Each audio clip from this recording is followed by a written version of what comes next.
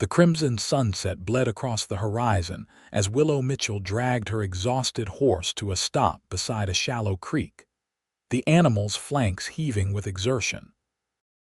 3 days of hard riding had left her hands raw and her spirit nearly broken, but she'd made it. She'd escaped Santa Fe with her life, if not her reputation.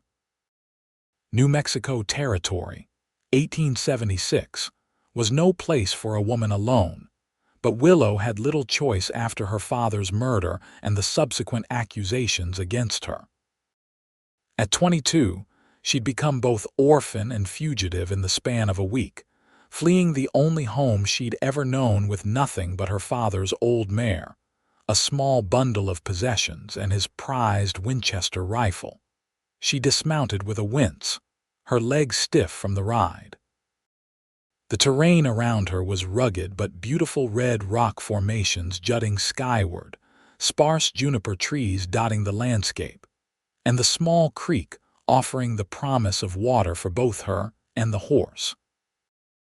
Abiquiu was supposedly only a day's ride ahead, a place where she might disappear and start anew. "Come on, Penny," she murmured to the mare, leading her to the water. "We'll rest here tonight. Tomorrow we find civilization." As Willow set up camp in the growing darkness, her hands moved with practiced efficiency despite her exhaustion.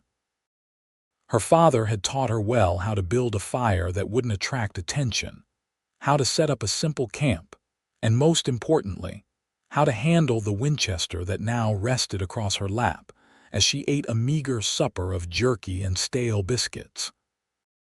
The night sounds of the desert crept in around her, the distant howl of coyotes, the rustle of small creatures in the brush. She tried to ignore the creeping feeling of vulnerability that came with nightfall in open country. The small fire cast dancing shadows, but she kept it low, not wanting to announce her presence too boldly to anyone passing by. She was just beginning to doze, back against her saddle, when Penny whickered nervously. Willow's eyes snapped open, hand immediately tightening around the Winchester. She listened intently, straining to hear past the crackling of her small fire. There it was, the unmistakable sound of hoofbeats, multiple horses moving with deliberate slowness, not travelers passing by but riders with purpose. Willow rose silently, Winchester clutched to her chest, and moved to the edge of her campsite. In the darkness beyond the firelight, she could make out the silhouettes of horsemen, 5, maybe 6 of them, spreading out to encircle her camp. "Well, well," a gravelly voice called out. "Looks like we found ourselves a little bird far from her nest." A man nudged his horse forward into the firelight. His face was half hidden beneath the brim of a filthy hat, but Willow could see the gleam of his teeth as he smiled. Behind him, the other riders shifted, spreading out to surround her completely. "I'm just passing through," Willow said, trying to keep her voice steady as she raised her rifle slightly. "I don't want any trouble." The leader laughed, a harsh sound that sent chills down her spine. "Trouble already found you, miss. That's a mighty fine horse you got there, and I reckon whatever's in those saddlebags might be worth something too." "Take another step and I'll put a bullet in you," Willow warned, though her voice betrayed a slight tremor. "A woman with a rifle," another man sneered from the darkness. "Ain't that precious?" The leader swung down from his saddle, his spurs jangling as he hit the ground. "Now, that ain't no way to talk to your new friends. We're just looking to relieve you of your burdens. Might even let you live if you're real friendly like." Willow's finger tensed on the trigger as the bandits closed in.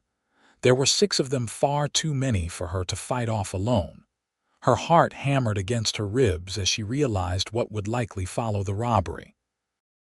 "Last warning," she said, her voice stronger now, fueled by desperation. The leader took another step forward, and Willow prepared to fire, knowing it would probably be the last thing she ever did. 3 shots rang out in rapid succession, so close together they almost sounded like one prolonged blast. But Willow hadn't pulled her trigger. The bandit leader jerked backward, clutching his shoulder. His companions whirled in confusion, guns drawn but uncertain where to aim in the darkness. "I suggest you boys move on," called a deep voice from beyond the circle of bandits. "The next shots won't be warnings." The bandits hesitated, peering into the darkness. Another shot cracked through the night, this one kicking up dirt at the feet of the nearest outlaw's horse. The animal reared, nearly throwing its rider. "Who the hell are you?" the leader snarled, still clutching his bleeding shoulder. "Someone who doesn't take kindly to 6 men threatening a lone woman," the voice replied. "Now get." For a moment, Willow thought the bandits would stay and fight, but something in that voice, a cold certainty that promised death, seemed to reach them. The leader cursed viciously, then swung back onto his horse. "This ain't over." He spat in Willow's direction before wheeling his mount around. His companions followed, disappearing into the darkness with the thunder of hooves. Willow stood frozen, rifle still raised, heart pounding so loudly she could barely hear anything else. She scanned the darkness, trying to locate her unexpected savior. "You can lower the rifle, madam," the voice said, closer now. "They're gone." A tall figure emerged from the shadows, leading a magnificent black stallion. As he stepped into the firelight, Willow found herself facing a man somewhere in his late 20s, with dark hair that fell to his collar and eyes the color of a storm cloud. He wore a worn leather duster over simple trail clothes, and a Colt revolver was holstered at his hip, though he'd already returned it to its home. "Are you hurt?" he asked, his gaze sweeping over her with concern. "No," Willow managed, finally lowering her rifle but keeping it ready. "Thank you for your help, but I don't know you either." A small smile touched the corner of his mouth. "Fair enough. The name's Kieran Adams. I was camping about a quarter-mile up when I heard riders approaching. Figured I'd see what was happening." He nodded toward her fire. "Mind if I join you? Those men might circle back, and 2 guns are better than 1. Willow hesitated, weighing her options. She had fled Santa Fe to escape danger, only to find herself confronted with more. This man had saved her, but trusting strangers in the territory was a dangerous game. Then again, she had little choice. "Willow Mitchell," she offered finally. "And yes, you can join me." Kieran nodded, tying his horse next to Penny before settling himself on the opposite side of the fire. In the flickering light, Willow could see the fine layer of trail dust on his clothes and the weariness in his face that matched her own. "Where are you headed, Miss Mitchell?" he asked, accepting the cup of coffee she hesitantly offered. "Abiquiu," she replied after a moment's consideration. "I have business there." Kieran's eyebrows raised slightly. "Interesting coincidence. I'm headed there myself." "You're not from around here," Willow observed, noting his lack of the local accent. "No, madam. Originally from Colorado, been working my way south the past few months." He sipped the coffee, his eyes never leaving her face. "Now, if you don't mind my asking, what's a woman like you doing out here alone? These parts aren't exactly hospitable, even for those of us who know how to handle trouble." Willow stiffened. "I can take care of myself." "I saw that," he conceded with a nod toward her rifle. "You've got nerve, but nerve alone won't keep you alive out here." "I don't have much choice," Willow said, staring into the fire. "Sometimes you have to run, Mr. Adams." Something in her tone must have resonated with him, because he didn't press further. Instead, he set down his coffee and reached for his saddlebags. "Well, since it seems we're traveling companions for the night at least, we might as well eat. I've got some fresh rabbit I trapped earlier." "Better than jerky, if you don't mind sharing." Willow's stomach growled at the mention of fresh meat, and she nodded gratefully. As Kieran prepared the rabbit for cooking, she studied him surreptitiously. There was something about him that spoke of hardship, not just the physical trials of the trail, but deeper wounds. She recognized it because she saw the same shadows in her own eyes whenever she caught her reflection. "So what's in Abiquiu?" she asked finally, breaking the silence. Kieran was quiet for a long moment, turning the rabbit over the fire. "A chance to start over," he said finally. "Isn't that what we're all looking for out here?" Willow felt a strange kinship with this stranger who had appeared from nowhere to save her life. "Yes," she agreed softly. "I suppose it is." They ate in companionable silence, the night sounds of the desert surrounding them. With a full stomach and the presence of another human being to stand watch, Willow found her eyelids growing heavy. "Get some rest," Kieran said, noticing her struggle to stay awake. "I'll take first watch." "How do I know you won't rob me in my sleep?" Willow asked, only half joking. Kieran's expression turned serious. "Miss Mitchell, if I wanted to take advantage, I would have let those bandits do the dirty work for me." The logic was sound, and Willow was too exhausted to argue. She settled back against her saddle, rifle still within reach, and closed her eyes. "Wake me in a few hours," she murmured. "You need rest too." "Yes, madam," was the last thing she heard before sleep claimed her. Willow woke to the smell of coffee and the soft glow of dawn spreading across the eastern sky. She sat up with a start, realizing she had slept through the night. Kieran was already up, tending a small morning fire and brewing coffee. "You were supposed to wake me," she accused, pushing her tangled hair from her face. He glanced up, a hint of amusement in his eyes. "You needed the rest more than I needed sleep. Besides, I'm used to long nights."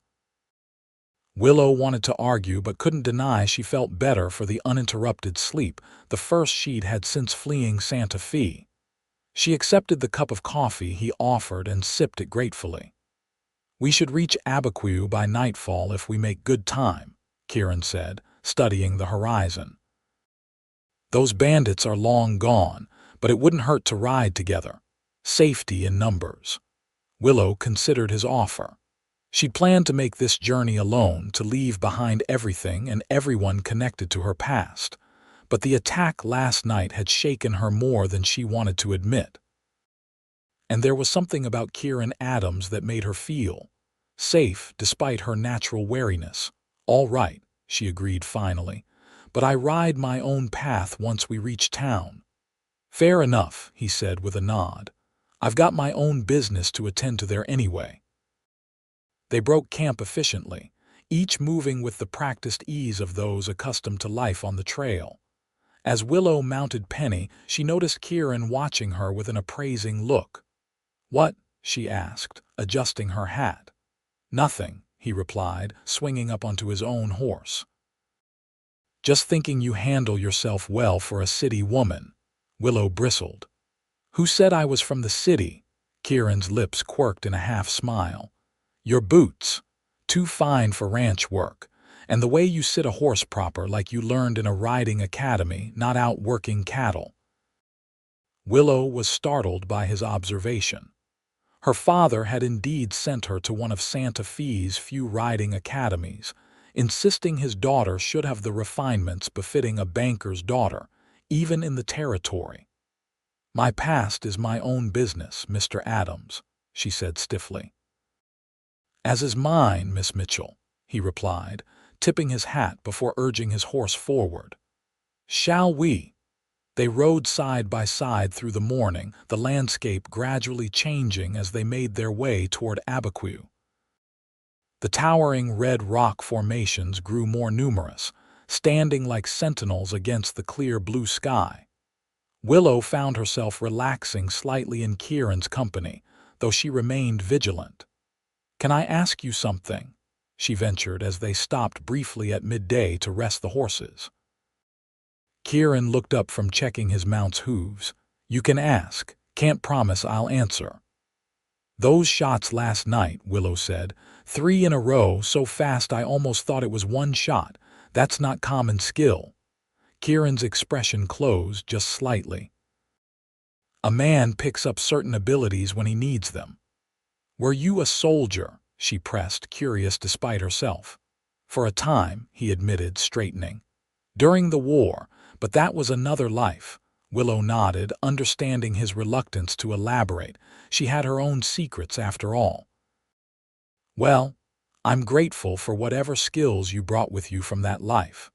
Something in Kieran's face softened, and he gave her a genuine smile that transformed his features, making him look younger and less burdened. We all have our ghosts, Miss Mitchell. Sometimes they even come in handy.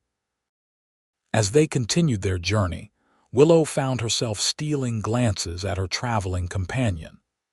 There was more to Kieran Adams than met the eye, a depth of character she hadn't expected to find in a stranger who had appeared from nowhere in the darkness. She told herself her interest was merely gratitude and the natural curiosity that comes from sharing a trail with someone, but deep down, she knew it was something more. They made good time throughout the afternoon, stopping only when necessary to rest the horses. Kieran proved to be a knowledgeable guide, pointing out landmarks and signs of water that Willow might have missed on her own. He was also surprisingly well-read, quoting poetry when the mood struck him, and discussing everything from politics to literature with a thoughtfulness that belied his rough exterior. How does a man like you end up wandering the territory alone? Willow asked as they navigated a particularly treacherous stretch of trail. Kieran was quiet for so long that Willow thought he might not answer. Finally, he said, "Some men are better off alone, safer for everyone that way." "Is that why you're headed to Abiquiu, to be alone?" He glanced at her, his eyes unreadable. "Maybe I'm looking for something I lost, or maybe I'm running from something I found. Does it matter? I suppose not," Willow conceded, recognizing the evasion for what it was. "We all have our reasons." As the sun began its descent toward the western horizon, they crested a hill and saw the town of Abiquiu spread out before them in the valley below. It was smaller than Santa Fe, but larger than Willow had expected, a cluster of adobe buildings surrounding a central plaza, with scattered homesteads dotting the surrounding countryside. "There it is," Kieran said unnecessarily. "Your fresh start." Willow felt a curious mixture of relief and apprehension. She had made it to her destination, but what awaited her here?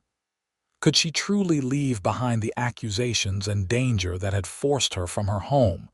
"You're awfully quiet," Kieran observed as they began the descent toward town.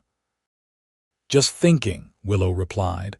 "A fresh start sounds simple in theory, but in practice it's the hardest thing in the world," he finished for her. "The past has a way of catching up, no matter how fast you ride." Willow shot him a sharp look. "Speaking from experience, Mr. Adams." A shadow crossed his face. "More than I'd like." They rode in silence the rest of the way to Abiquiu, each lost in their own thoughts. As they approached the outskirts of town, Willow felt a peculiar reluctance to part ways with this stranger who had saved her life. In the span of a day, Kieran Adams had become the closest thing to an ally she had in this unfamiliar place. "Where will you go?" she asked as they neared the main street. "There's a boarding house on the east side of town that takes in travelers," he replied. "I've stayed there before. Clean beds, decent food, and the owner doesn't ask too many questions." Willow nodded, trying to mask her relief at having a destination. "Sounds suitable." Kieran guided them through the streets, which were quieting as dusk fell. A few townspeople gave them curious glances. Newcomers were always objects of interest in small communities, but no one approached them. They reached a 2-story adobe building with a small sign proclaiming it Rivera's boarding house. "Here we are," Kieran said, dismounting and tying his horse to the hitching post. He came around to help Willow down, but she was already swinging her leg over and dismounting independently. "I can manage," she said, though there was no bite in her tone. Kieran raised his hands in surrender, a smile playing at his lips. "Never doubted it for a moment, Miss Mitchell." The door of the boarding house opened, and a middle-aged woman with dark hair streaked with silver emerged, wiping her hands on her apron. "Senor Adams," she greeted warmly. "It has been some time since you passed through." "Mrs. Rivera," Kieran replied with a respectful nod. "Good to see you again. I was hoping you might have a room available. Two, actually," he added, gesturing to Willow. Mrs. Rivera's eyes widened slightly as she noticed Willow, taking in her travel-worn appearance and the rifle still slung across her back. "Of course, I have rooms available." Her gaze shifted between them, curiosity evident. "Are you?" "Just traveling companions," Willow said quickly. "We met on the trail." Mrs. Rivera nodded, though Willow could see she had questions. "Come inside. Supper is nearly ready, and you both look like you could use a good meal." The interior of the boarding house was clean and simply furnished, with a large common room dominated by a long dining table. Delicious smells wafted from the kitchen beyond, making Willow's stomach growl in anticipation. "I'll show you to your rooms first," Mrs. Rivera said, leading them up a narrow staircase. "You can wash up before supper." She showed Willow to a small but tidy room at the end of the hall, with a narrow bed, a washstand, and a window overlooking the street below. "Thank you," Willow said, setting down her saddlebags. "Supper is in half an hour," Mrs. Rivera informed her before closing the door.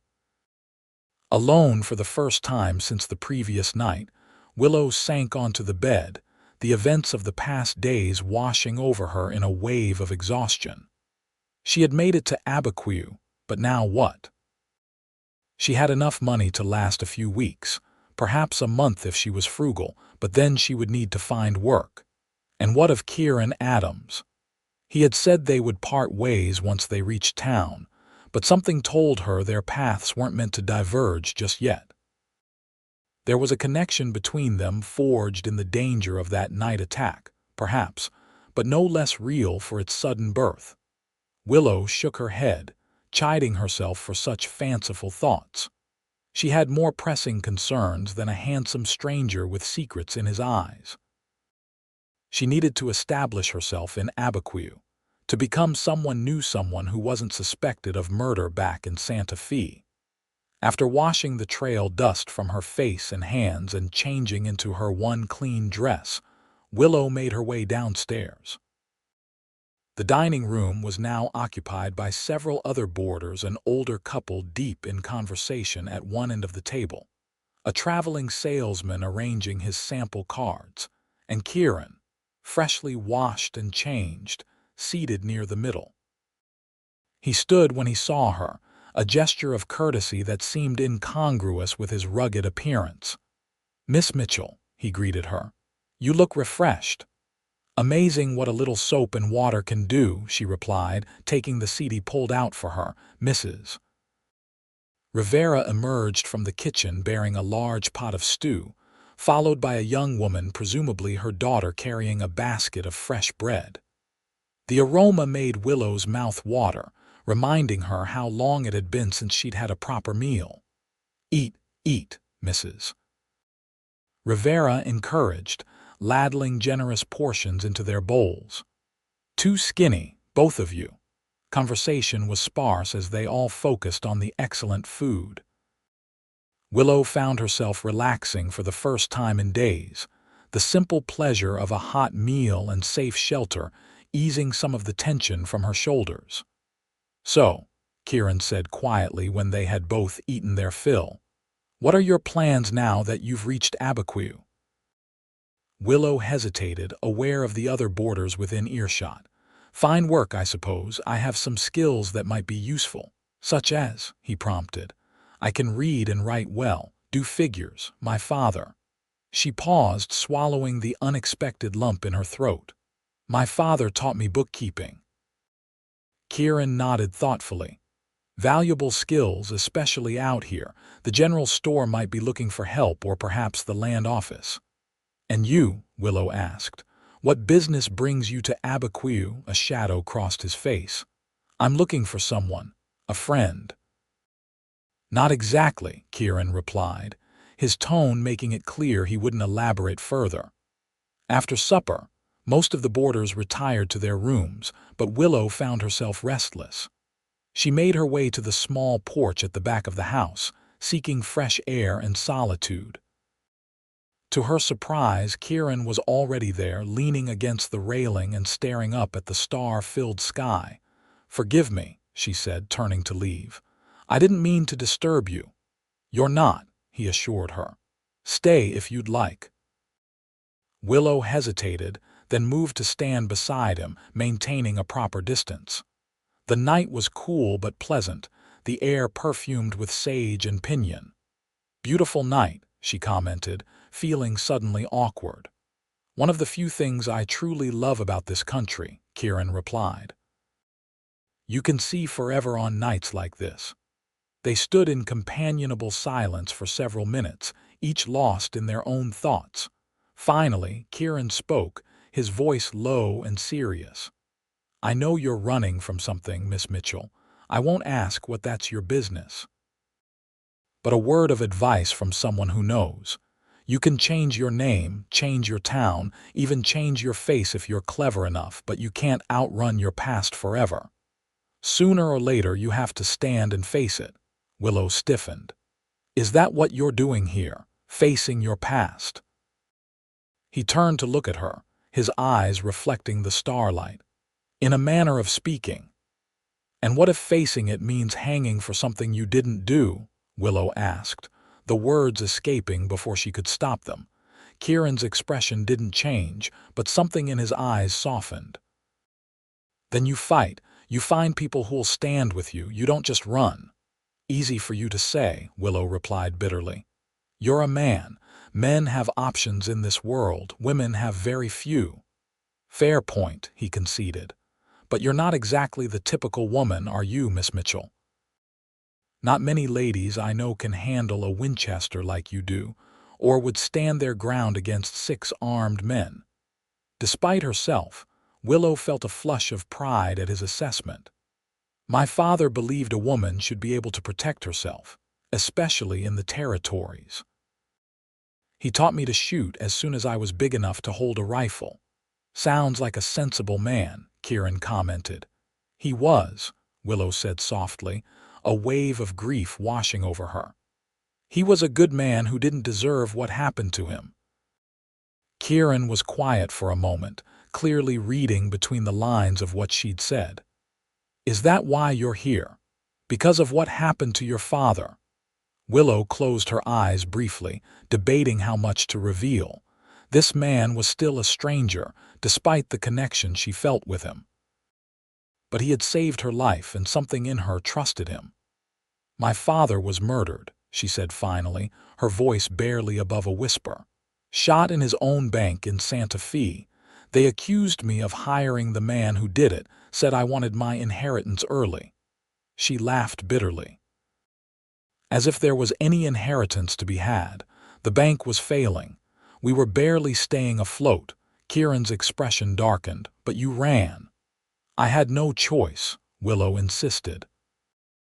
"The marshal was in the pocket of the man who really wanted my father dead, Jeremiah Blackwood, the wealthiest rancher in the territory. He'd been pressuring my father to approve loans he couldn't repay. When my father refused, Blackwood decided to eliminate the problem." "And frame you in the process," Kieran finished grimly. Willow nodded. "I overheard the marshal talking with Blackwood's foreman. They were going to arrest me the next morning, so I took what little money we had left, my father's horse, and I ran." Kieran was silent for a long moment, processing her story. "I'm sorry about your father, Miss Mitchell." "So am I," she replied, surprised to find tears threatening. She hadn't allowed herself to properly grieve yet, too focused on survival. "If Blackwood is as powerful as you say, he might not stop at the Santa Fe jurisdiction," Kieran warned. "Men like that have long arms." "I know," Willow admitted, "but I had to try. I couldn't just let them hang me for something I didn't do. Kieran straightened, his decision made. Then you'll need help. Willow looked at him in surprise. What do you mean? I mean, he said, his voice steady, that I'm not in the habit of saving someone's life only to abandon them when they need help most. Whatever business I have in Abiquiu can wait a day or two while we figure out how to keep you safe. Why would you do that? Willow asked, genuinely perplexed. You don't know me. Kieran's expression was unreadable in the darkness. Let's just say I've been where you are. On the wrong side of powerful men who can make the law dance to their tune. No one helped me then. Maybe things would have been different if someone had. Before Willow could respond, the back door opened, spilling light onto the porch. Miss Mitchell, Mrs. Rivera called softly. There is someone asking for you at the front door. Willow froze, her heart stuttering in her chest. Asking for me. By name, Mrs. Rivera nodded, her expression concerned. A man says he is from Santa Fe. Kieran and Willow exchanged alarmed glances. Did he say what he wanted? Kieran asked. Only that he must speak with Miss Mitchell urgently, Mrs. Rivera replied. He would not give his name. Tell him I'm not here, Willow said quickly. Tell him you don't know anyone by that name. Mrs. Rivera hesitated. He described you very precisely, Senorita. And he has already seen your horse in the stable. Willow felt the blood drain from her face. They had found her already. Blackwood's influence reached farther than she had feared. Kieran moved swiftly to her side. Is there a back way out of here? He asked Mrs. Rivera. The older woman's eyes widened in understanding. Through the kitchen garden, it leads to the alley. She glanced at Willow. Are you in danger, child? Yes, Willow admitted. I'm sorry to bring trouble to your door. Mrs. Rivera's expression hardened with determination. Go, both of you. I will delay him. Our things, Willow started, but Kieran was already shaking his head. No time. We can come back for them if it's safe. Right now, we need to move. Mrs. Rivera hurried back inside while Kieran took Willow's arm and guided her down the porch steps into the small kitchen garden. The night shadows provided some cover as they made their way to the gate at the far end. Where are we going? Willow whispered as they slipped into the narrow alley behind the boarding house. First, somewhere safe to figure out who's looking for you, Kieran replied, glancing both ways before leading her deeper into the maze of back streets. I know someone in town who owes me a favor. They moved swiftly but carefully through the darkened streets, avoiding the few pedestrians still out at this hour.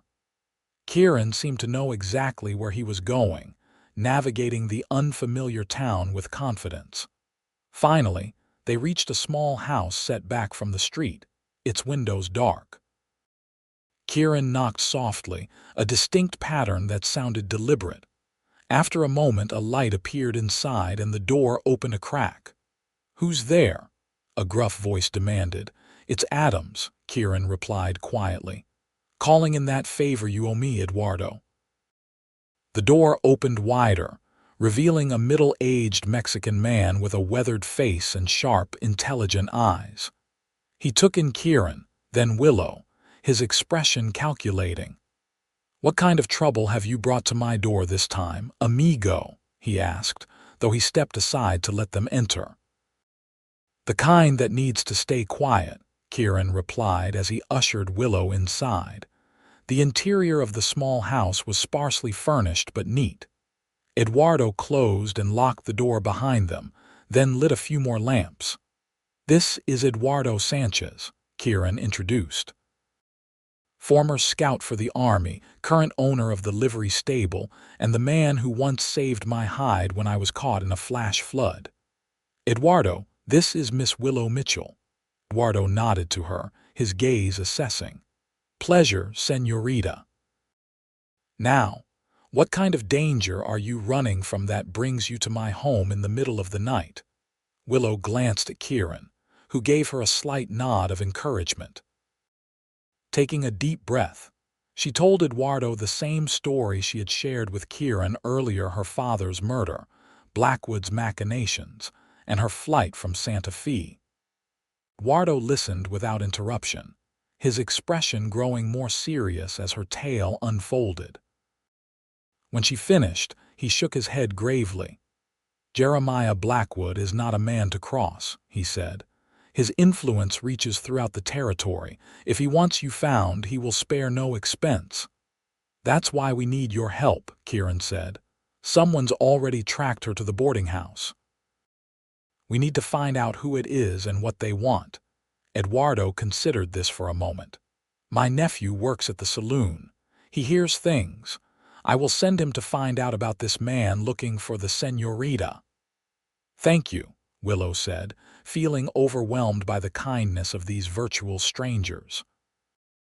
"I don't know how I'll ever repay you." Eduardo waved away her thanks. "Any friend of Kieran's is welcome here. Besides, I do not like men like Blackwood who think their money puts them above the law." While Eduardo went to find his nephew, Kieran insisted Willow sit and rest. She realized she was trembling, the shock and fear of their hasty departure finally catching up to her. "Here," Kieran said, handing her a glass of water. "Drink this. You're pale as a ghost." "They found me so quickly," Willow murmured, accepting the water with shaking hands. "How is that possible?" "Telegraph lines," Kieran suggested grimly. "Blackwood probably wired descriptions to every town within riding distance of Santa Fe, and a woman traveling alone is memorable." Willow nodded, the reality of her situation sinking in. "I can't keep running forever." "No," Kieran agreed, sitting beside her. "Which is why we need to figure out a more permanent solution." They fell silent as Eduardo returned, accompanied by a young man in his early 20s. After quick introductions to his nephew Miguel, Eduardo explained their need for information. "I will go to the saloon now," Miguel said. "If this man is in town asking questions, someone there will know something." "Be careful," Kieran warned. "Don't make it obvious you're asking after him." Miguel grinned, revealing a gold tooth. "Do not worry, senor. Bartenders hear everything while seeming to hear nothing. It is a skill I have perfected." After Miguel departed, Eduardo showed them to a small back room where they could rest. "You will be safe here for tonight," he assured them. "My house is not one that strangers would think to search." Once alone, Willow sank onto the narrow cot, the events of the day catching up to her.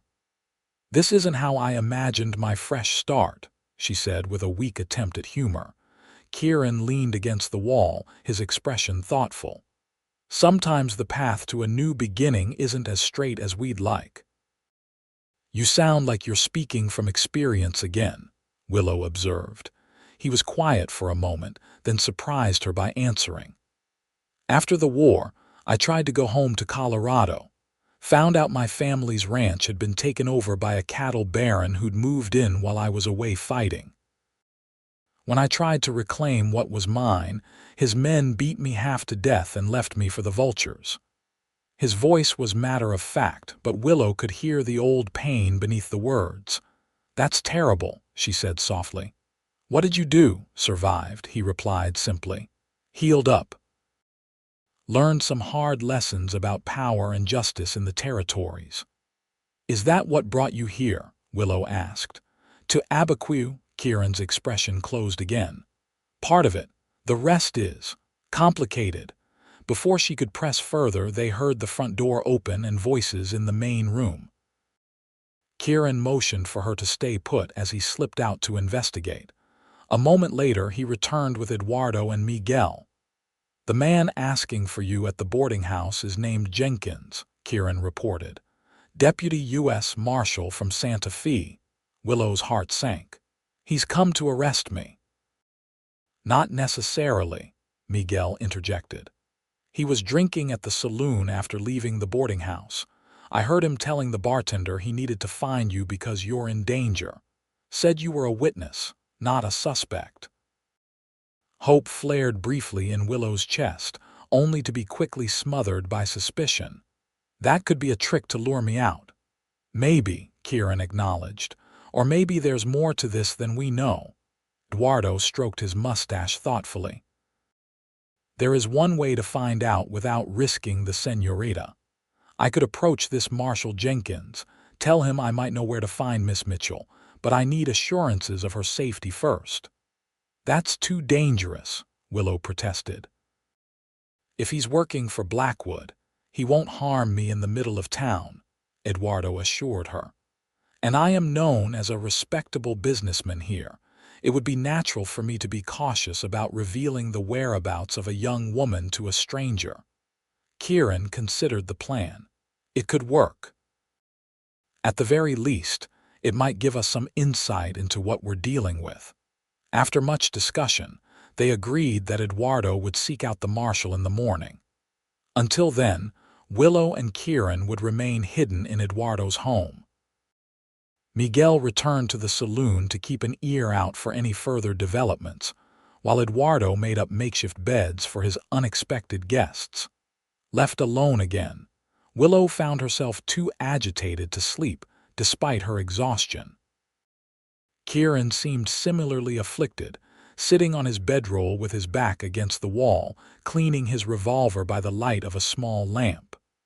"You think he's telling the truth?" Willow asked softly. "About me being a witness, not a suspect." Kieran's hands paused in their methodical work. "I don't know, but I do know men like Blackwood rarely do their own dirty work. If your father was murdered on his orders, there would be someone else who pulled the trigger. Maybe they've caught that person, and now they need your testimony. Or maybe they need a scapegoat," Willow countered, "and I'm convenient." "That's possible too," Kieran admitted. "We won't know until Eduardo talks to this Jenkins." Willow watched him resume cleaning his gun, his movements precise and practiced. "You're good with that," she observed. A ghost of a smile crossed his face. "Had plenty of practice. During the war and after," he said, not elaborating further. Willow hesitated, then asked the question that had been nagging at her. "The person you're looking for in Abiquiu, is it connected to what happened with your ranch?" Kieran's hands stilled again. For a moment, she thought he wouldn't answer, but then he set the revolver aside and looked at her directly. "Yes," he said simply. "The man who took my family's land, his name is Victor Harrington. He has operations throughout the territories, including here in Abiquiu. I've been tracking one of his associates, a man named Decker, who I believe is in town." "What will you do when you find him?" Willow asked, though she suspected she knew the answer. Kieran's eyes hardened. "Get information.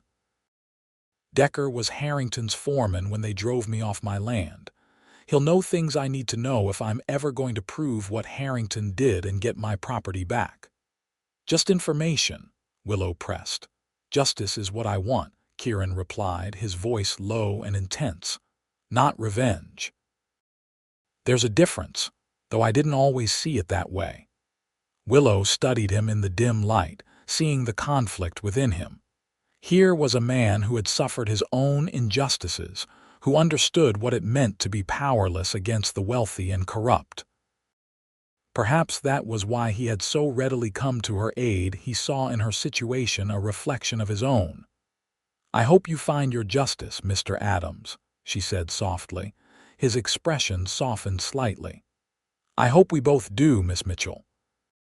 Morning came too soon, gray light filtering through the small window of their temporary refuge. Eduardo was already up, preparing a simple breakfast of tortillas and beans. As they ate, he outlined his plan for approaching Marshal Jenkins. "I will tell him I heard from Mrs. Rivera that he is looking for a young woman," Eduardo explained. "I will say that as a concerned citizen, I want to know his intentions before revealing any information I might have." "What if he threatens you?" Willow asked worriedly. Eduardo's weathered face creased in a smile. "Then I will know he is not a man to be trusted, no. And we will proceed accordingly." After breakfast, Eduardo left for his livery stable, where he would send word to Jenkins requesting a meeting. Kieran insisted on accompanying Willow to the small yard behind Eduardo's house, where they could get some fresh air while remaining out of sight from the street. The morning was clear and cool, with the promise of heat later in the day. Willow breathed deeply, trying to calm her nerves as they waited for Eduardo's return. Kieran seemed outwardly relaxed, but she noticed the way his hand never strayed far from his revolver. "What will we do if Jenkins is working for Blackwood?" Willow asked finally, voicing the fear that had kept her awake much of the night. "Head west," Kieran replied without hesitation. "Into Arizona territory. Blackwood's influence might not reach as far there." "And your business with Decker," Kieran's jaw tightened. "Some things have to wait." "Your safety comes first." The simple declaration stirred something in Willow's chest, a warmth that had nothing to do with the strengthening sun. This man, who had his own quest for justice, was willing to put it aside for her sake. In the brief time they had known each other, Kieran Adams had shown her more loyalty than most people did in a lifetime. "Why?" she asked, the question slipping out before she could stop it. Kieran looked at her, confusion evident in his expression. "Why what? Why are you helping me?" Willow clarified. "You've already saved my life once. You don't owe me anything more." For a long moment, Kieran was silent, his gaze holding hers. When he finally spoke, his voice was low and sincere. "Because when I found you standing your ground against those bandits, rifle in hand even though you were outnumbered, I saw something rare. Courage, determination, the kind of spirit that deserves a chance." He paused, looking away briefly. "And maybe because helping you feels like the right thing to do. There's precious little of that in my life these days." Before Willow could respond, they heard the front door open and Eduardo's voice calling out. They hurried inside to find him removing his hat, his expression grave but not alarmed. "I spoke with Marshal Jenkins," he reported. "He has agreed to meet with you, Señorita, at my stable at noon. He gave me his word you would not be arrested." "And you believe him?" Kieran asked skeptically. Eduardo nodded slowly. "I have met many lawmen in my life, amigo, some good, some bad. This one, I think, is honest. He showed me papers from the territorial governor requesting assistance in finding witnesses to the murder of Harold Mitchell." Willow's breath caught. "The governor?" "Not the Santa Fe marshal." "That is correct," Eduardo confirmed. "Jenkins says he was sent directly by the governor after concerns were raised about the initial investigation. He believes you are in danger, not from the law, but from the same people who killed your father." Willow exchanged a glance with Kieran, hope and wariness battling within her. "What do you think?" she asked him. Kieran considered for a moment. "I think it's worth hearing what he has to say, but we take precautions. I'll be nearby, armed, and Eduardo will have men positioned outside the stable. At the first sign of trouble, we get you out." The plan was set. At noon, Willow would meet with Marshal Jenkins at Eduardo's livery stable. Kieran would position himself in the hayloft, out of sight but able to observe and intervene if necessary. Eduardo's nephew Miguel and 2 trusted employees would watch the approaches to the stable, ensuring no one could surprise them. As the appointed hour approached, Willow's nerves threatened to overwhelm her. What if this was an elaborate trap? What if Jenkins was merely playing a longer game on Blackwood's behalf? "Are you sure about this?" she asked Kieran as they prepared to leave Eduardo's house. He checked his revolver one last time before holstering it. "No," he admitted frankly, "but sometimes you have to risk trusting someone. If Jenkins is legitimate, he could be your best chance at clearing your name and finding justice for your father." Willow nodded, squaring her shoulders. "You're right. I can't run forever." They made their way to the livery stable separately, taking a circuitous route to avoid being seen together. Willow arrived first, slipping in through the back entrance where Eduardo was waiting. "The marshal has not yet arrived," he informed her. "Kieran is already in position upstairs." Willow glanced up at the hayloft, but couldn't see Kieran in the shadows. Knowing he was there, watching over her, provided a measure of comfort as she waited for the man who might determine her future. At precisely noon, the front doors of the stable swung open, and a tall, broad-shouldered man entered. He was perhaps in his early 40s, with a neatly trimmed beard shot through with gray and eyes that missed nothing as they swept the interior of the stable. The badge on his chest caught the sunlight streaming through the high windows. "Miss Mitchell." He called, his voice deep but not threatening. Willow stepped forward from where she had been standing beside one of the stalls. "I'm Willow Mitchell." Jenkins studied her for a moment, then nodded. "Deputy U.S. Marshal Thomas Jenkins, I've been looking for you." "So I've heard," Willow replied, maintaining her distance. "The question is why?" Jenkins reached slowly into his coat, careful to keep his other hand visible. "I have a letter here from Governor Axtell, requesting your presence in Santa Fe as a witness in the investigation into your father's murder." He pulled out an official-looking document sealed with the territorial governor's insignia. "May I?" Eduardo asked, stepping forward. Jenkins handed him the letter, which Eduardo examined before passing to Willow. The document appeared genuine, an official request for her testimony, with assurances of her safety and protection.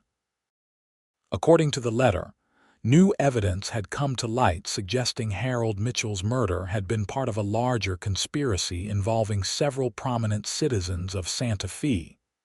"If I'm just a witness," Willow said carefully, "why did the Santa Fe marshal try to arrest me?" Jenkins's expression darkened. "Marshal Dawson has been relieved of his duties pending an investigation into corruption. We have reason to believe he was in the pay of certain individuals who wanted your father's murder blamed on someone else specifically. You." "Jeremiah Blackwood," Willow stated rather than asked. Jenkins nodded grimly. "Among others, your father wasn't the only banker being pressured to approve fraudulent loans. He was, however, the only one who refused and threatened to expose the scheme." Willow's mind raced as she processed this information. It aligned with what she had suspected, but hearing it confirmed by a U.S. marshal lent it a weight that made her father's death even more tragic. "Why should I trust you?" she asked, needing to be certain. "You shouldn't, not without verification," Jenkins replied frankly. "That's why I'm not asking you to come with me immediately. I'm giving you time to confirm what I've told you. Send a telegram to Governor Axtell if you wish. But I warn you, Miss Mitchell Blackwood knows you're in Abiquiu. I wasn't the only one looking for you. The longer you stay, the greater danger you're in." From the corner of her eye, Willow saw a slight movement in the hayloft Kieran, signaling to her. She cleared her throat. "If what you say is true, then I'll need protection to return to Santa Fe." "That's why I'm here," Jenkins assured her. "I have the authority to escort you back and ensure your safety until the investigation is complete." "I'm not leaving today," Willow stated firmly. "I need time to consider this and make arrangements." Jenkins looked like he wanted to argue but thought better of it. "Very well. I'm staying at the hotel on the square. When you're ready, come find me there. But don't wait too long, Miss Mitchell. Blackwood's men could arrive any day." After the marshal left, Kieran descended from the hayloft, his expression thoughtful. "What do you think?" Willow asked him. "I think he's telling the truth," Kieran replied. "His story is too specific to be a fabrication, and that letter seemed genuine." "So I should go back to Santa Fe," Willow said, the prospect filling her with equal parts hope and dread.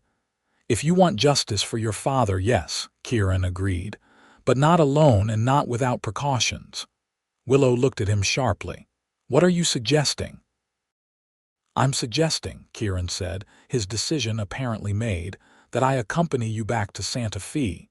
2 guns are better than 1, even with a marshal for protection. The offer stunned Willow. But what about your business here, finding Decker? Kieran's expression hardened. Decker's been in Abiquiu for months, according to Eduardo. He'll still be here when I get back. Your situation is more urgent. Willow was overwhelmed by his willingness to delay his own quest for justice to help her. I can't ask you to do that. You didn't ask, Kieran pointed out. I'm offering.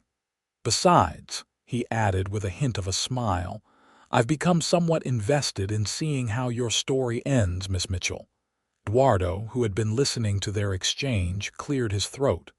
If I may make a suggestion, before either of you commit to returning to Santa Fe, perhaps we should verify the marshal's story. Miguel can send a telegram to the governor's office today. They agreed this was the prudent course of action. While Miguel went to send the telegram, Kieran and Willow returned to Eduardo's house to wait. The day stretched on, each hour seeming longer than the last as they awaited confirmation that would determine their next steps. By late afternoon, Miguel returned with a response. The telegraph operator had confirmed receipt of their inquiry, but it would likely be morning before they received an answer from the governor's office. Another night of waiting. Willow felt the strain of uncertainty wearing on her nerves as they shared a simple dinner with Eduardo and his family. Kieran, too, seemed preoccupied, though he made an effort to participate in the conversation around the table. After the meal, they found themselves once again in Eduardo's small backyard, watching the stars emerge in the darkening sky. The night was peaceful, at odds with the tension Willow felt coiling within her. What if it's true? She asked softly. What if I can actually go back and clear my name? Then you'll have your fresh start after all, Kieran replied. Just not the way you expected, and you, Willow ventured. Will you really come with me to Santa Fe? Kieran was quiet for a long moment, his face half hidden in shadow. Yes, he said finally, if that's what you want. The simple statement hung between them, laden with meaning that went beyond the words themselves. In the short time they had known each other, something had grown between them, a connection forged in danger and strengthened by mutual understanding. Why? Willow asked, echoing her question from earlier that day. But this time, she wasn't asking why he was helping her. She was asking something deeper. Kieran seemed to understand the difference. He turned to face her fully, his expression open and vulnerable in a way she hadn't seen before. Because from the moment I saw you standing your ground against those bandits, I knew you were someone worth knowing, he said quietly. And the more I learn about you, the more certain I become that I was right. Willow's heart quickened at his words. We barely know each other, she pointed out, though the protest sounded weak even to her own ears. Don't we? Kieran challenged gently. We've shared more truth in 2 days than most people share in years. Danger has a way of stripping away pretense. He was right, Willow realized. The circumstances of their meeting had accelerated the normal course of acquaintance, forcing a level of trust and openness that might otherwise have taken months to develop. What happens after Santa Fe? She asked, voicing the question that had been nagging at her.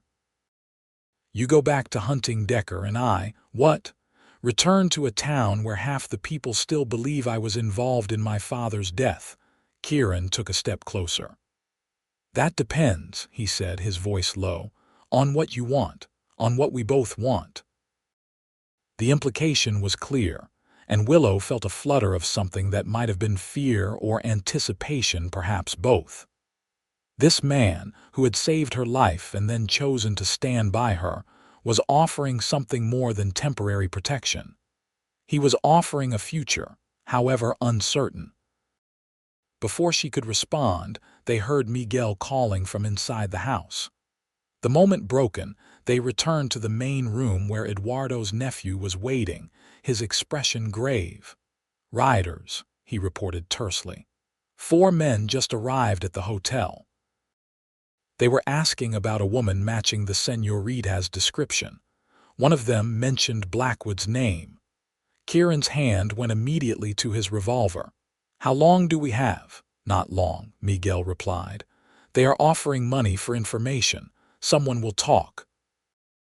Eduardo was already moving, gathering supplies. "You must leave tonight. I will get your horses from the stable." "The marshal," Willow said suddenly. "We need to warn him. If these are Blackwood's men, I'll find Jenkins," Kieran decided.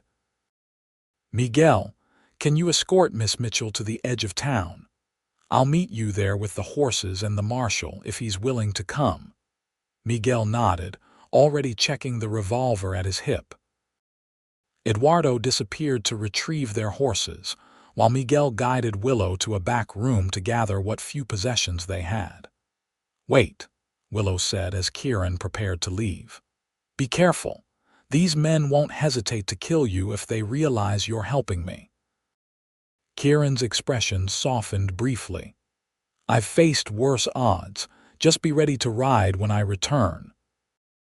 Then he was gone, slipping out into the night while Willow was left to wait once more, her heart pounding with fear not just for herself, but for the man who had become so important to her in such a short time. Miguel was silent as he led her through back alleys toward the edge of town, both of them alert for any sign of pursuit. They reached a small grove of trees where the road led out of Abiquiu, and Miguel positioned them behind a large boulder that provided cover while allowing them to watch the approach. "How long should we wait?" Willow whispered after what felt like an eternity. "Señor Adams said to wait until he comes," Miguel replied simply. "So we wait." Another 20 minutes passed, each second stretching Willow's nerves tighter. Just as she was beginning to fear the worst, they heard the soft sound of hoofbeats approaching. Miguel drew his gun, but lowered it as 3 riders emerged from the darkness, Eduardo leading Penny and Kieran's black stallion, Kieran himself, and Marshal Jenkins. "No trouble?" Miguel asked as they approached. "None yet," Kieran replied, dismounting quickly. "But Blackwood's men are making a house-to-house search. We need to move." Jenkins dismounted as well, his expression grim. "Miss Mitchell, I apologize for the haste, but it seems my presence has been noticed. One of Blackwood's men recognized me from Santa Fe." "Then they know why you're here," Willow concluded, accepting the reins of her horse from Eduardo. "Most likely," Jenkins agreed, "which means they'll be doubly determined to find you before you can testify." "Where will you go?" Eduardo asked as Kieran helped Willow mount. "South," Jenkins replied before Kieran could speak. "Then east. We'll circle back toward Santa Fe by a route they won't expect." Kieran nodded his approval of the plan. "It'll take longer, but it's safer than the direct route." Willow leaned down to grasp Eduardo's hand. "Thank you for everything." "I don't know how to repay your kindness." The older man smiled up at her. "Live to tell your truth, señorita. That will be payment enough." With hasty farewells, they set off into the night, keeping to a steady pace that would put distance between them and Abiquiu without exhausting the horses. Jenkins led the way, with Willow in the middle and Kieran bringing up the rear, his eyes constantly scanning for any sign of pursuit. They rode in silence for the first hour, focused on making progress. When they finally stopped to rest the horses briefly, Willow found herself beside Kieran as Jenkins scouted ahead. "You didn't have to come," she said quietly. "This isn't your fight." Kieran's expression was resolute in the moonlight. "Maybe not originally, but I've made it mine." Before Willow could respond, Jenkins returned, signaling them to mount up again. "There's a small homestead about 5 miles ahead," he informed them. "Belongs to a widow named Sandoval. She's helped me before when I've had witnesses to protect. We can rest there until morning." The journey continued, the landscape silver and shadow under the moon's glow. Despite her exhaustion, Willow remained alert, aware that their safety depended on everyone staying vigilant. Finally, they approached a small adobe house set against a hillside, a thin wisp of smoke rising from its chimney despite the late hour. Jenkins dismounted first, approaching the house and knocking in a specific pattern. After a moment, the door opened, revealing an elderly woman with silver hair and sharp eyes that took in the three riders with one sweeping glance. "Marshal Jenkins," she greeted, her English accented but clear. "Trouble follows you like a shadow, I see." "As always, Mrs. Sandoval," Jenkins replied with a tired smile. "We need shelter for the night. It's a matter of some urgency." The woman studied Willow and Kieran for a moment, then nodded. "Bring your horses to the back. My grandson will tend to them." A young boy, perhaps 12 years old, appeared to take their mounts while Mrs. Sandoval ushered them inside the small but immaculately kept house. She served them a simple meal of beans and tortillas, which they ate gratefully while Jenkins explained their situation. "Blackwood, Mrs. Sandoval said when he finished, spitting the name like a curse. "That man has brought nothing but misery to honest folks. He tried to take my land 3 years ago, claiming my husband's deed was invalid." "What happened?" Willow asked. The old woman smiled thinly.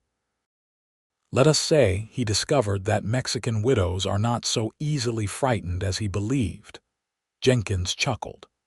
Mrs. Sandoval happened to be a better shot than Blackwood's men expected. After she wounded 2 of them, they decided her land wasn't worth the trouble. "You'll be safe here tonight," Mrs. Sandoval assured them. "My grandson keeps watch, and the hills have eyes that are friendly to me and hostile to strangers." She showed them to the small loft where they could sleep, providing blankets and pillows before retreating to her own room. Jenkins took the first watch, positioning himself by the window where he could observe the approach to the house, while Kieran and Willow attempted to rest. Despite her exhaustion, Willow found sleep elusive. The events of the past days kept replaying in her mind, the bandits surrounding her camp, Kieran's timely arrival, their flight from Abiquiu. And beneath it all, the grief for her father that she had barely allowed herself to acknowledge. "You should rest," Kieran said softly from where he lay nearby. "Tomorrow will be another long day." "I know," Willow replied, staring up at the ceiling. "I just keep thinking about my father, about what he would say if he could see me now." "What do you think he would say?" Willow considered the question. "He'd be worried, but I think he'd also be proud that I didn't just accept what was happening, that I fought back." "He sounds like a good man," Kieran observed. "He was," Willow said, her voice catching. "He taught me everything important: how to shoot, how to ride, how to stand up for what's right even when it's difficult. After my mother died when I was 12, it was just the 2 of us. He could have sent me back east to relatives, but he kept me with him, said I was all he had left of her." Kieran was silent for a moment. "My father died when I was 16, he offered finally.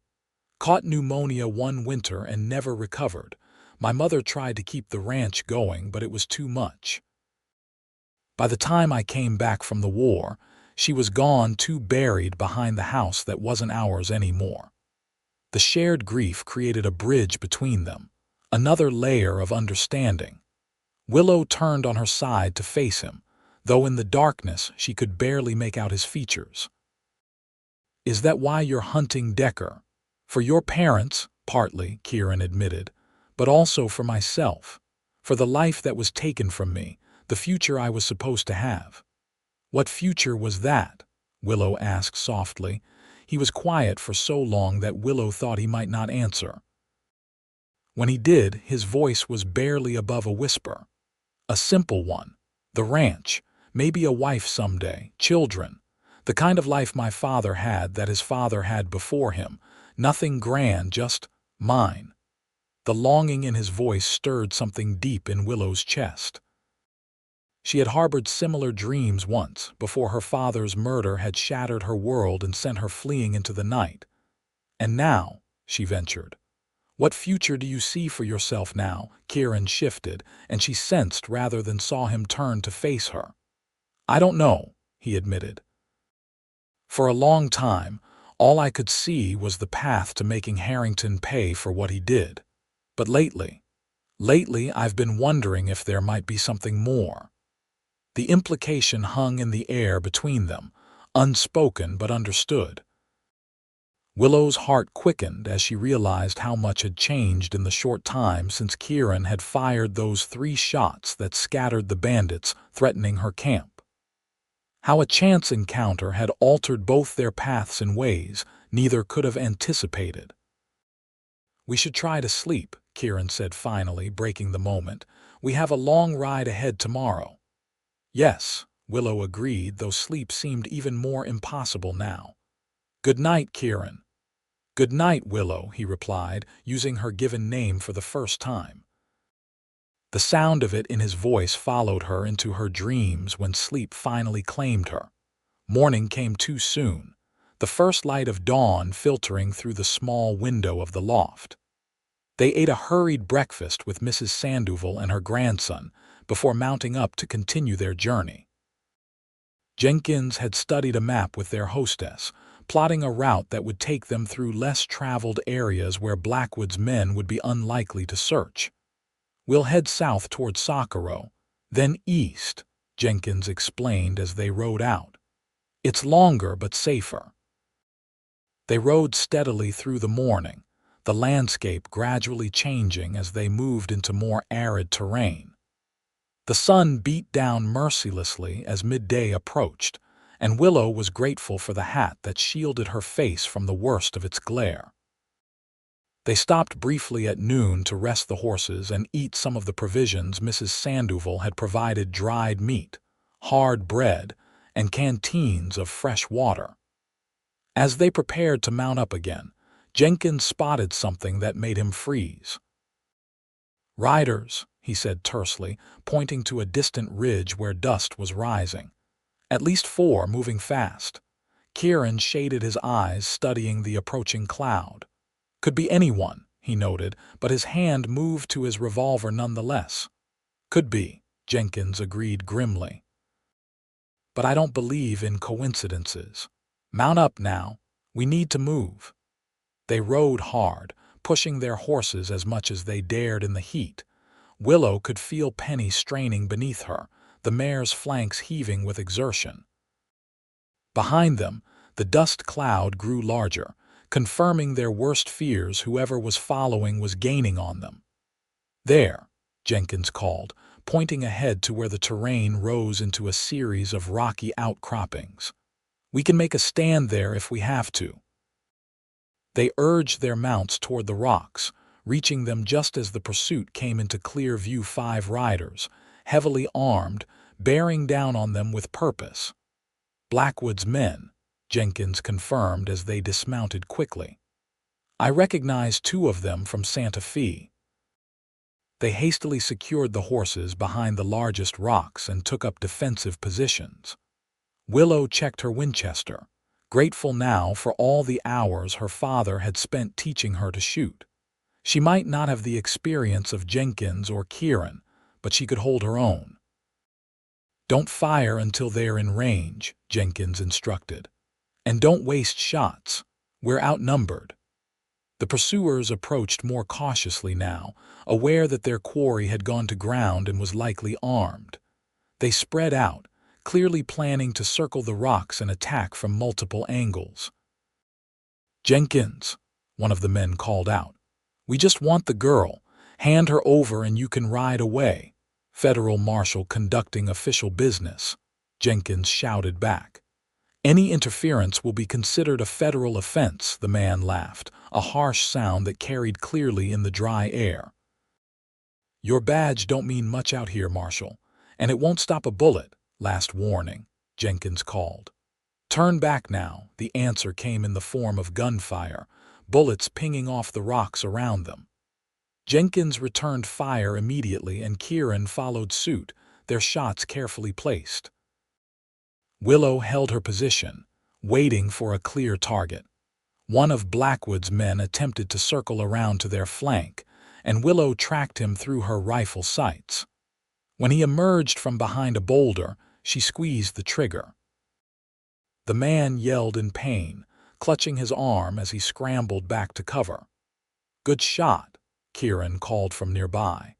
The exchange of gunfire continued for several minutes, neither side gaining a clear advantage. Willow could see Jenkins growing concerned as he checked his ammunition. "We can't stay here indefinitely," he muttered.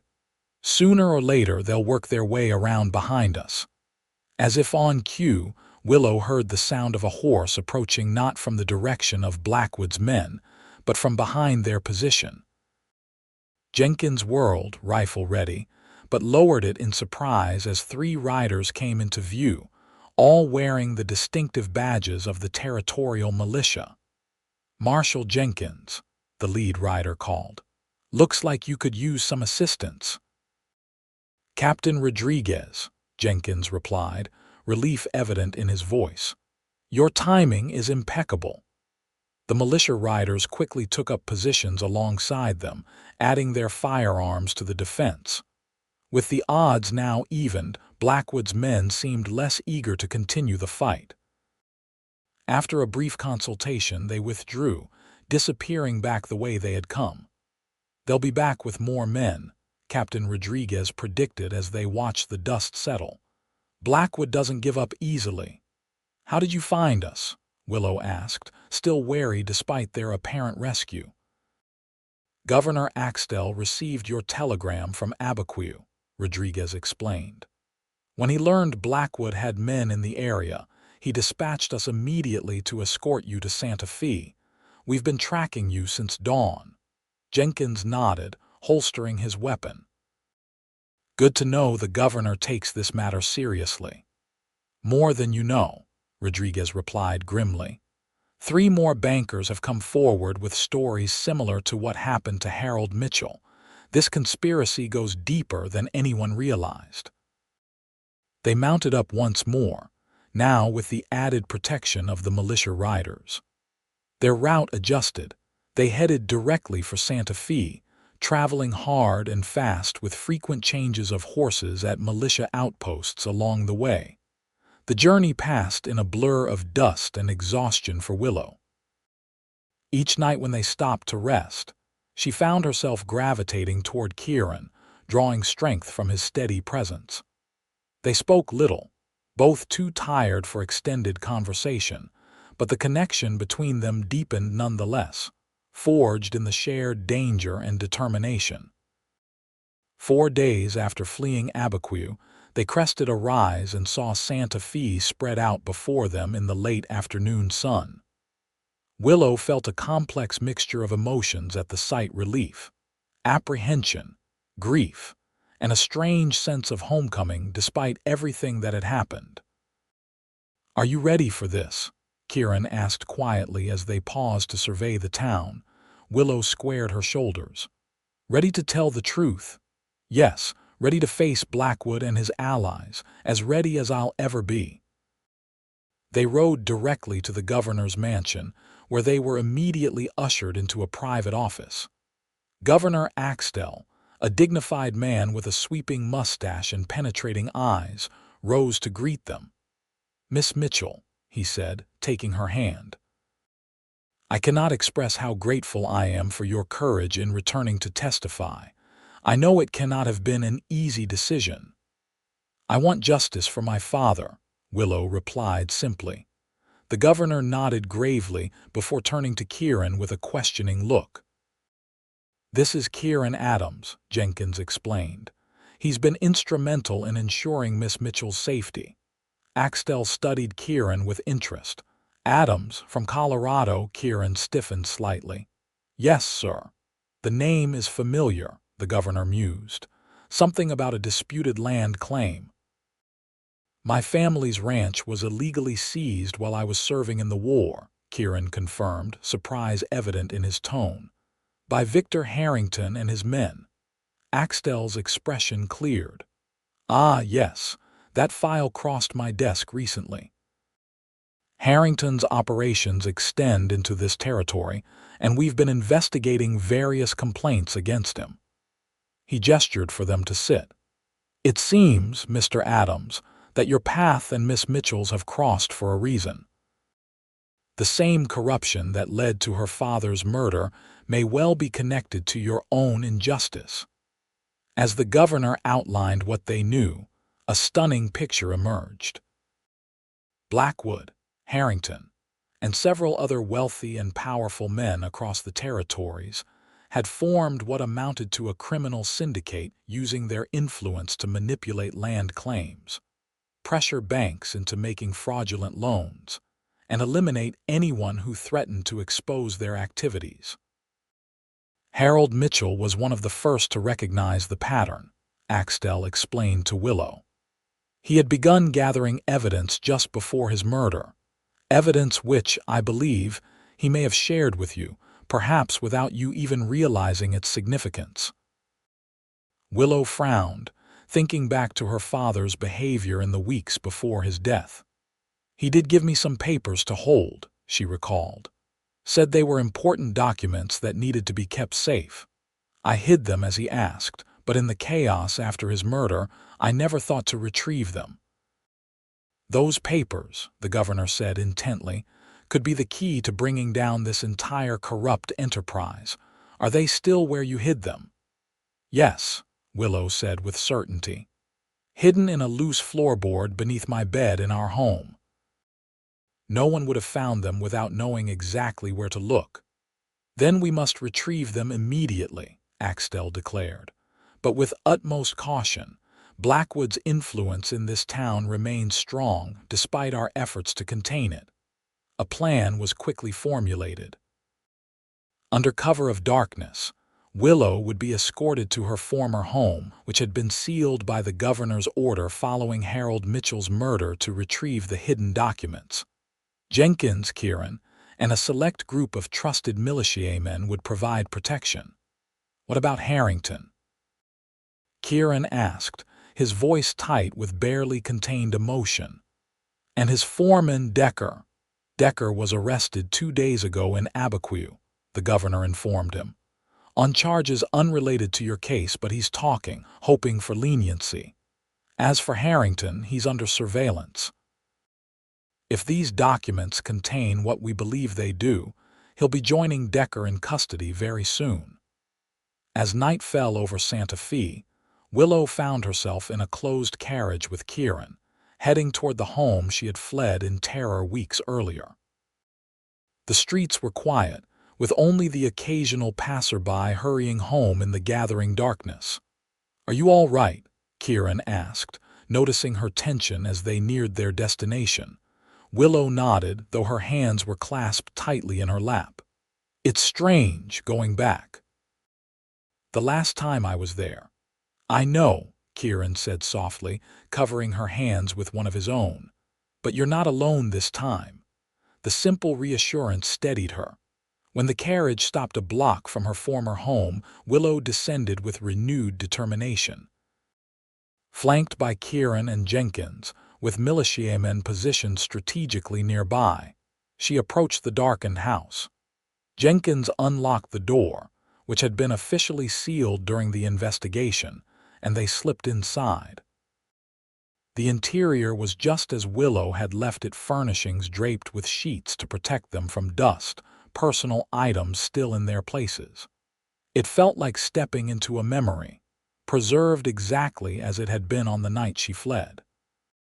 "This way," she whispered, leading them up the stairs to her bedroom. The room was smaller than Kieran had imagined, furnished simply but with touches that spoke of Willow's character books stacked on a small desk, a quilt pieced in bright colors draped across the bed, a few sketches of desert landscapes pinned to the walls. While Jenkins kept watch at the door, Willow knelt beside the bed and pried up a floorboard, revealing a small space beneath. "Here," she said, reaching in and withdrawing a packet wrapped in oilskin. This is what he gave me." They hurried back to the carriage with their precious cargo, returning to the governor's mansion without incident.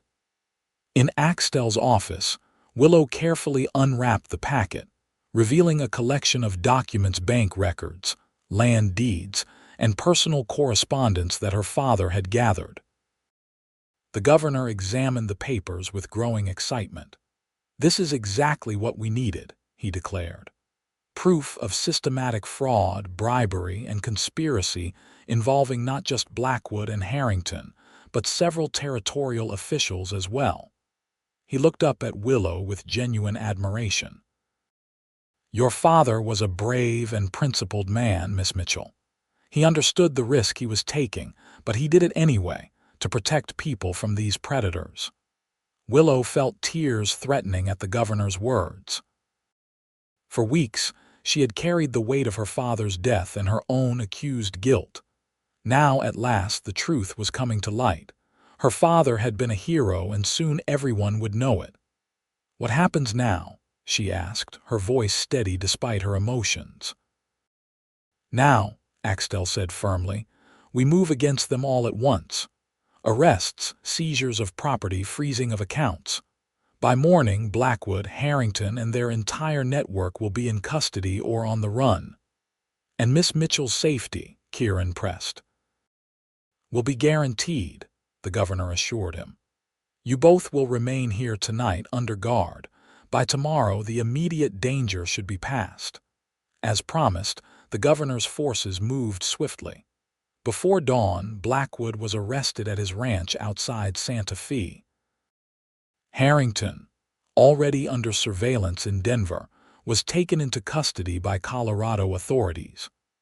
Their associates throughout the territories found themselves similarly apprehended, the coordinated operation catching the entire criminal enterprise by surprise. By midday, news of the arrests had spread throughout Santa Fe. Willow, standing at the window of the governor's guest quarters, watched as people gathered in small groups on the streets below, discussing the shocking developments. "It's really over," she murmured as Kieran joined her at the window. "The dangerous part, at least," he agreed. "There will be trials, testimony. It could take months to unravel everything they've done." Willow nodded, understanding the road ahead would not be easy, but the worst was behind her: the fear, the flight, the uncertainty. She was no longer a fugitive, but a key witness in what was sure to be one of the most significant criminal prosecutions in territorial history. "Governor Axtell wants to see us," Kieran said after a moment.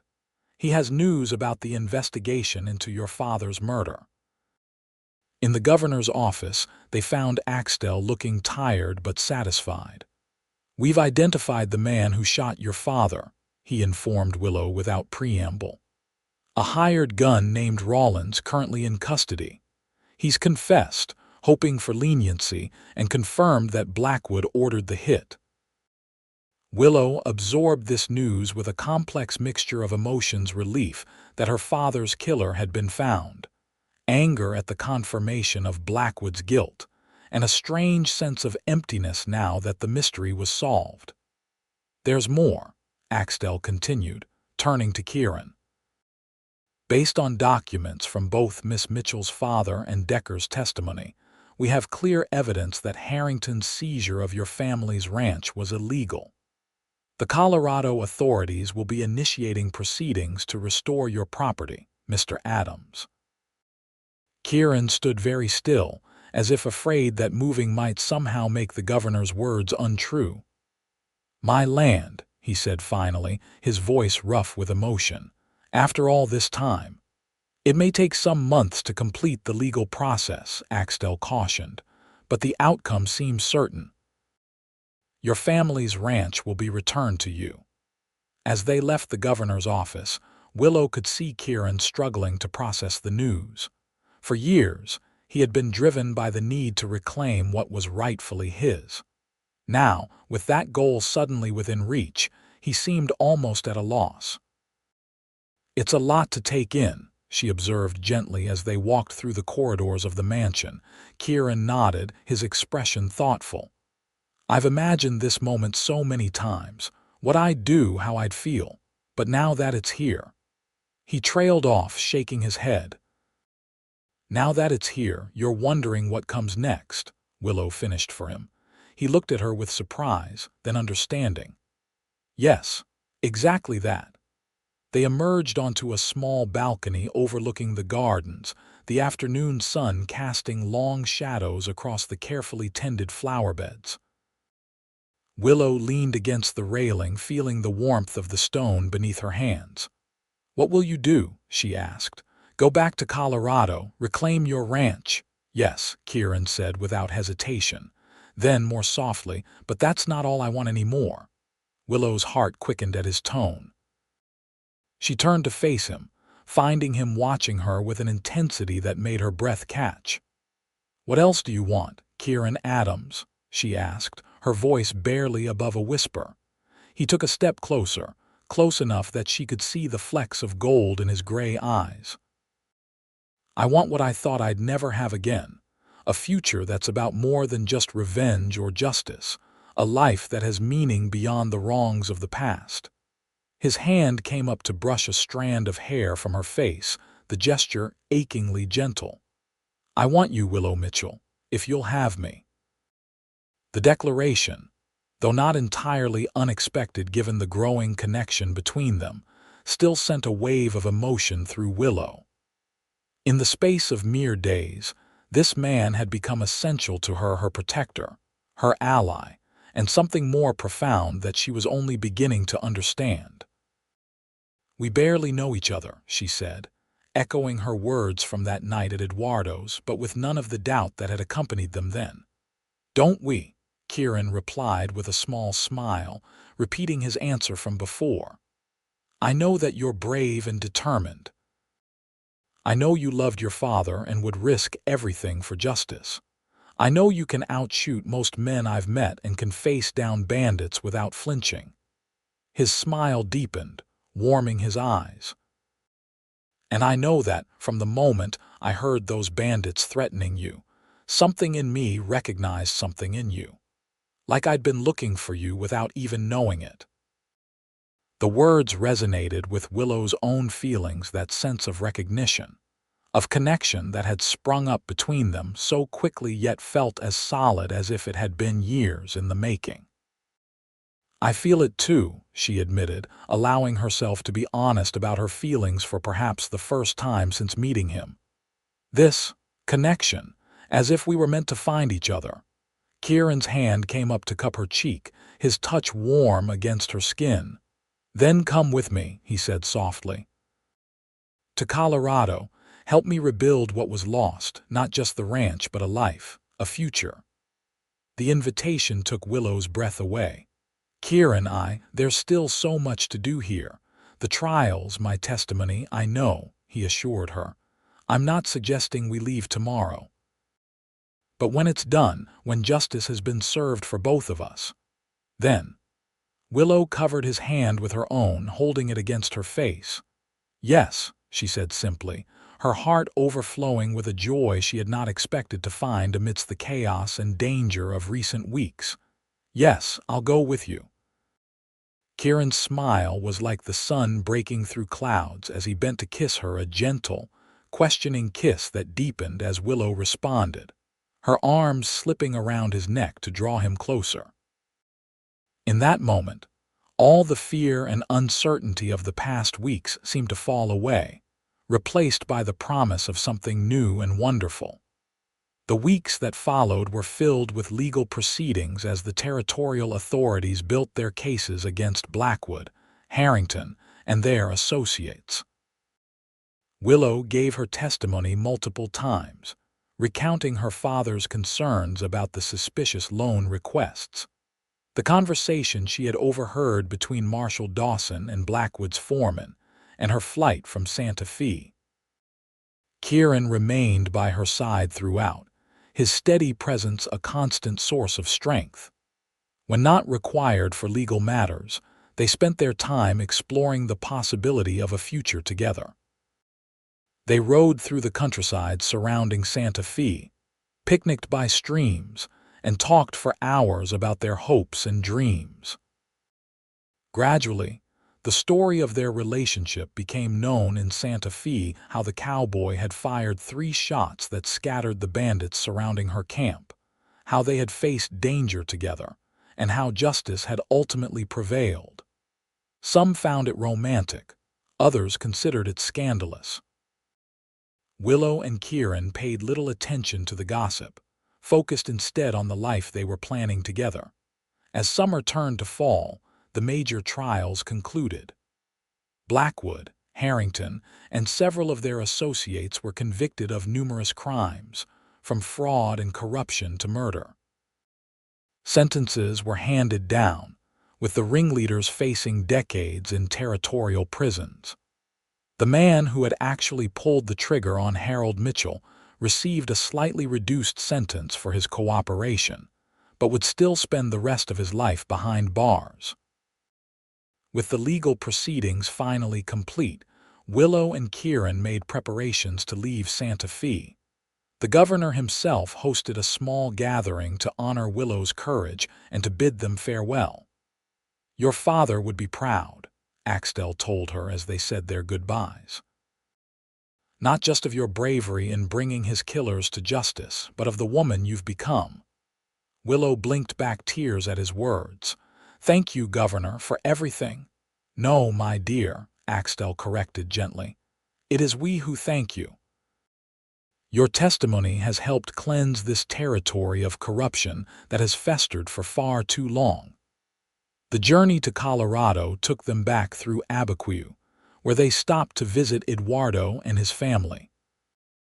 The old livery stable owner beamed with delight when Kieran and Willow announced their engagement, insisting on hosting an impromptu celebration with his extended family. "I knew from the moment I saw you together," Eduardo declared, raising his glass in a toast. "Even in danger, there was something between you, a connection that could not be denied." Mrs. Rivera, invited specially for the occasion, nodded in agreement. "It is rare," she said, her dark eyes twinkling, "to find love amidst such trials. But perhaps that is when the heart sees most clearly, when all else is stripped away." They continued northward the following day, the mountains of Colorado rising before them like a promise on the horizon. Kieran grew more animated as they neared his homeland, pointing out landmarks and sharing stories of his childhood. "There," he said finally, reining in his horse at the top of a rise. "That's it, the Adams Ranch." Below them stretched a beautiful valley, bordered by pine-covered slopes and bisected by a clear, rushing stream. The ranch house itself was visible in the distance, a solid structure of timber and stone that had stood for 3 generations of Kieran's family. "It's beautiful," Willow said softly, understanding now why he had fought so hard to reclaim it. "It needs work," Kieran admitted, his eyes taking in the signs of neglect visible even from a distance. "Harrington let it go to ruin after he drove us off, but the bones are still good." "Then we'll rebuild it," Willow said with determination. "Together." The territorial officials had been as good as their word. The ranch had been officially restored to Kieran's ownership, and funds had been allocated from Harrington's seized assets to compensate for years of lost income and deliberate damage to the property.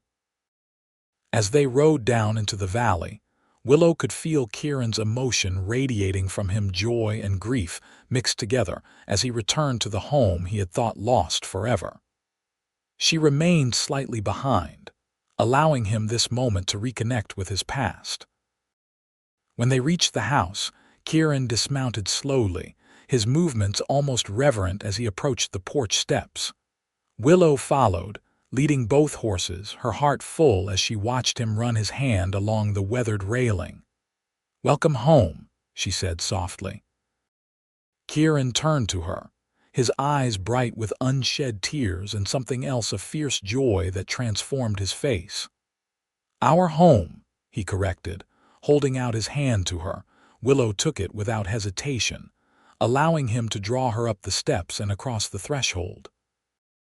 The interior was dusty and showed signs of neglect, but Willow could see past that to what it had been, and would be again a place of warmth and family, of love and new beginnings. They were married that winter in a small ceremony at the ranch, which they had worked tirelessly to restore throughout the fall. Eduardo and his family made the journey from New Mexico to attend, as did Governor Axtell and several others who had become friends during the trials. Mrs. Sandoval arrived with her grandson in tow, bearing a hand-woven blanket as a wedding gift. "For the children you will have," she said with a knowing smile, pressing the gift into Willow's hands. "May they be as brave as their parents." The prediction proved accurate. The following year, Willow gave birth to a son they named Harold after her father. 2 years later, a daughter joined the family, named Alina after Kieran's mother. The Adams ranch prospered under their care, gradually expanding as they acquired neighboring properties and increased their cattle herds. Willow never returned to Santa Fe, though she maintained correspondence with friends there. The city held too many painful memories, despite the justice that had ultimately been served. She preferred to focus on the future they were building in Colorado, a future that had seemed impossible on that night when bandits surrounded her campsite, and a stranger fired 3 shots that changed the course of her life. 10 years after their arrival at the ranch, Kieran and Willow stood on the porch of their home, watching their children play in the yard. The house had been expanded to accommodate their growing family. The ranch operations now employed several hands, and the valley buzzed with the activity of a thriving enterprise. "You ever think about it?" Kieran asked, his arm around Willow's waist.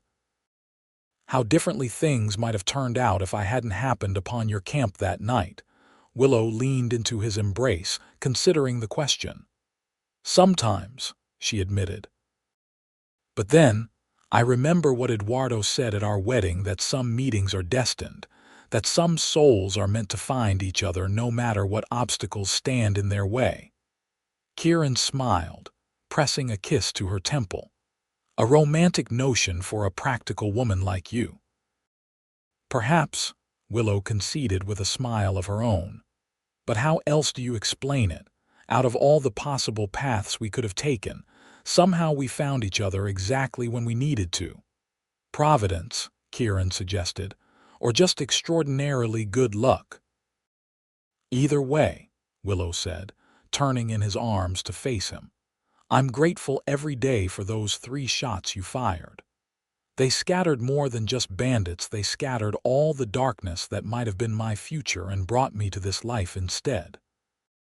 Kieran's eyes, still the same storm cloud gray that had captured her attention that first night, softened with love.